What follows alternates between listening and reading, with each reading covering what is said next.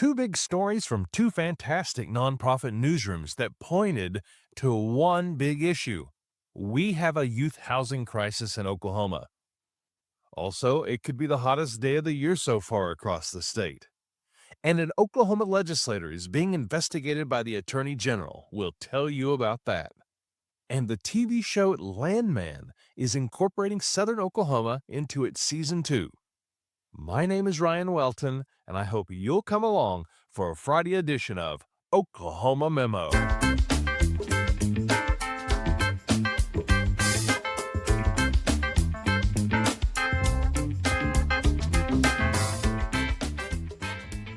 Well, we have made it to Friday, July 18th. I'm Ryan, and this is Oklahoma Memo.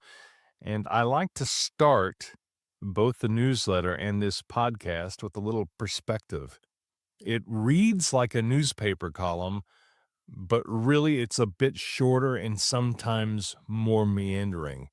And the thing that's on my mind today the most is public radio, public media, and the $9 billion that were clawed back in Congress, soon to be signed by President Trump, that will essentially defund much of public media.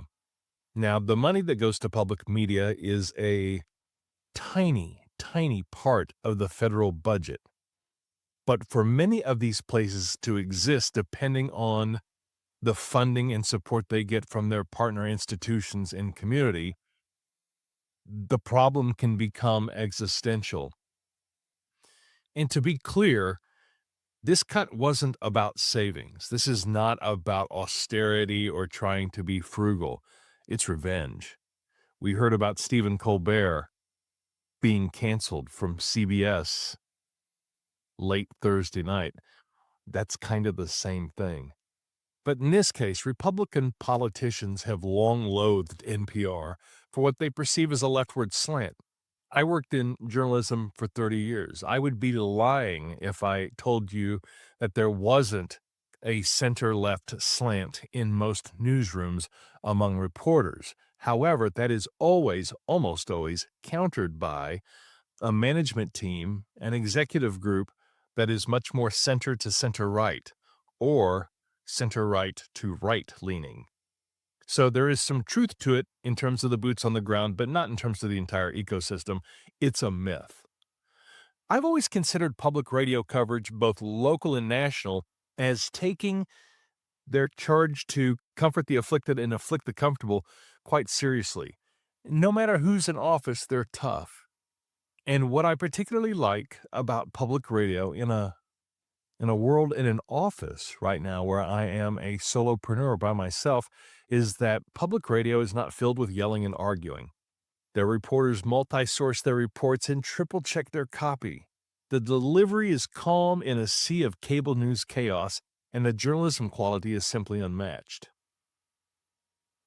These cutbacks are going to have big impacts, and we can counter that by donating. I don't donate a lot. I talk about it in today's Oklahoma Memo, and it's not to virtue signal.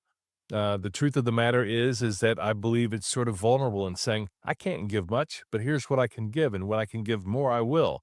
I want to show you, I want to model for you the behavior that is small giving. Imagine if every listener gave $7.50 per month to KOSU or KGOU. I'm not paid by these guys. I use a lot of their content. I redistribute it, if you will. I amplify it. I try to help them. That's the mission of Oklahoma Memo. It's not to build something merely for myself. It is to support and amplify quality journalism, connecting you, Oklahomans, to that content, to make that process easier for you. I know you're busy. I know you don't have time to gather all of this. So that's why we're doing it. But just one thought about all this. There are some things that are so quality for the community, such as public radio, such as public television, that it's worth the government supporting, because these models won't exist in the quote-unquote marketplace in a world where the currency is ad revenue. It's either government support or it's not happening. So this libertarian ideal that the government shouldn't be supporting X, Y, or Z is just nonsense. If we all pitch in just a little bit, we get nicer things. You can call that whatever you want to, but that is them are facts right there. And public radio is a high value expenditure.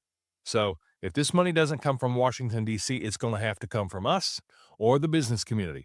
By the way, the business community has its own reasons for wanting public radio to thrive because an informed community is a better educated populace that makes better decisions and has better neighborhoods and ultimately creates a better environment for businesses. The environment for business that makes it thrive is not just lower taxes, it is great education, great neighborhoods, higher property tax values, and just a better sense of community. Anyway, somebody has to step up because in this case, the federal government absolutely let us down. You can message me anytime at news@oklahomamemo.com. Our two big stories today are sort of related in that they both pertain to the same issue and its impact. When I go to all of these different sites and look for what stories stand out, it hasn't really happened yet in the 6 months of Oklahoma Memo that I saw two stories that were as complimentary as these. First, from Maddie Keys of the Frontier, the headline, "Nowhere to Go, Oklahoma's growing number of homeless youth have few options." Maddie does a masterful job of telling the story of 17-year-old Jay, who fled their home several years ago to escape emotional and physical abuse. They were homeless, unhoused. Whatever term you wish to use, the stark reality is the same. The article details just how significant the problem is, and I've linked it in today's Oklahoma Memo newsletter, or you can go straight to the source at readfrontier.org. The second story comes from Jake Ramsey of Oklahoma Watch, and it's called "Data Ties Childhood Evictions to Chronic Absenteeism in Schools." And in this article, if you read the first one from Frontier, you start to see how these socioeconomic issues become more circular patterns. From Jake's article, quote, 60% of students experiencing homelessness or housing instability were chronically absent during the 2024-2025 school year, according to data from Oklahoma City Public Schools, and largely the same for Tulsa. This, too, is a story we featured prominently in today's newsletter, but one you can find at oklahomawatch.org. Quick break. Look, your business needs a podcast. Not for downloads or for vanity metrics, not even for subscribers who theoretically could turn into customers. No, podcasts in 2025 are all about a broader digital marketing strategy. They're all about audio and video. Did you know that podcasts are video also? Video clips for YouTube, LinkedIn, Instagram, Facebook, TikTok, Twitter, Snap, whatever comes next. Blog posts written straight from your own conversations. That's right, those podcasts can turn into articles that go on your site that could turn into earned media. And those articles could also pop up in those AI summaries and Google snippets. That's what the next generation is using to search, to find you. But hey, who's got time to build all of that, right? Well, I do, your venerable host.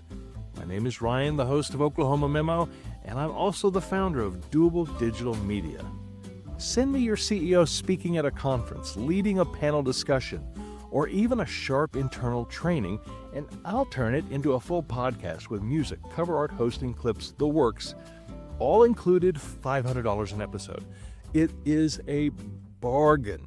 Message me at ryan@doabledigitalmedia.com or news@oklahomamemo.com.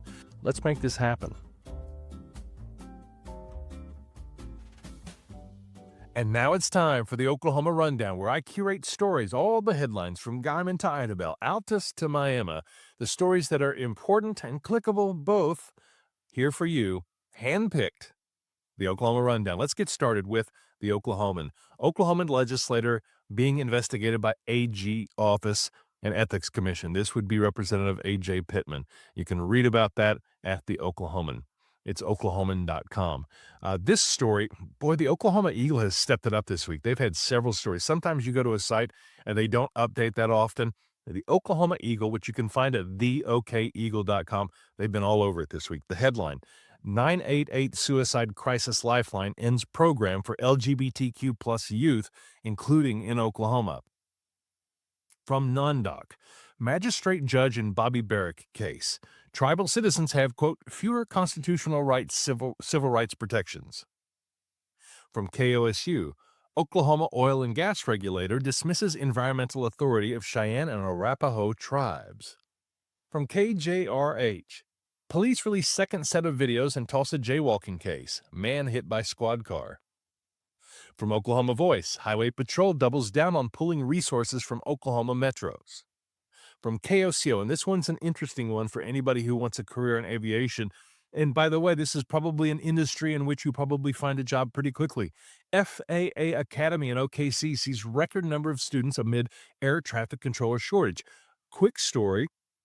We went to Europe this summer as part of the Oklahoma Ambassadors of Music program.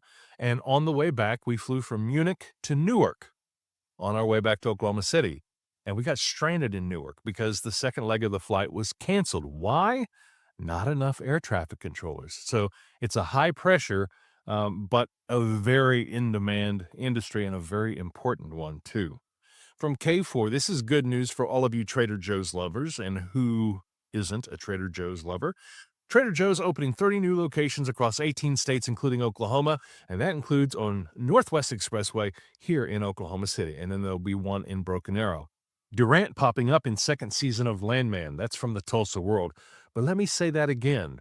Durant popping up in second season of Landman. How many of you are fans of the Paramount Plus show Landman? I have to admit, I'm kind of irritated with Paramount right now and how they did Stephen Colbert and in general, how they've handled the political dealings in the face of the FCC approval they're seeking for this merger that they've got coming up. But anyway, Landman is a great, great, great show. And I am a big fan of Billy Bob Thornton. And in season 2, they're going to venture on up to Oklahoma. Some people joke and call that far north Texas. I like to call North Texas far southern Oklahoma. Far southern Oklahoma. But they will be in Durant. I'm going to guess they'll be at a casino. I'm not sure. I did see a photo of Allie Harder and the young woman who plays her daughter in the show. Anyway, I can't wait for season 2 of this, and I love that Oklahoma's going to be in there. I'm just very curious to see how it will be portrayed. You can find this article, though, from Jimmy Trammell in the Tulsa World today. From Osage News, and for those of you who don't realize we have strong tribal journalism, Osage News, go find them. Who's responsible for cleaning up abandoned oil wells on the Osage Reservation?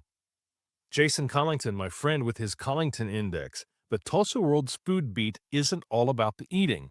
Now, I follow that up with an amazing piece from their team of food journalists, 10 food trucks that people are talking about right there in the Tulsa World.